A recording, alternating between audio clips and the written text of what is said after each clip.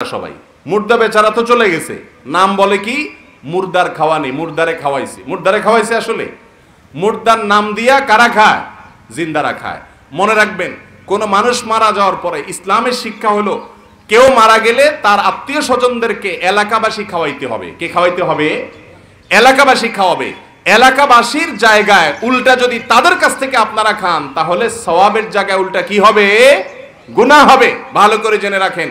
আর কোন মানুষ মারা যাওয়ার পরে 3 দিন, 10 দিন, 40 দিন এরকম নির্দিষ্ট করে বিশেষ অনুষ্ঠানের আয়োজন করার কোন শিক্ষা কোরআনে, এই কোরআনের কোথাও অথবা রাসূল সাল্লাল্লাহু আলাইহি ওয়াসাল্লামের হাদিসের কোথাও পাওয়া যায় না। এটার বিরুদ্ধে আমাদের অবস্থান নিতে হবে। আপনার বাবা মারা গেছেন, আপনি তার জন্য যদি কিছু করতে চান, 1 নম্বর করণীয় আল্লাহর কাছে দোয়া করবেন। কি করবেন? দোয়া করবেন, মাফ চাইবেন, চোখের পানি ফেলবেন, আল্লাহ আমার বাবাকে মাফ করে দাও, আমার মাকে মাফ করে দাও। 1। দ্বিতীয়ত, তাদের পক্ষ থেকে যদি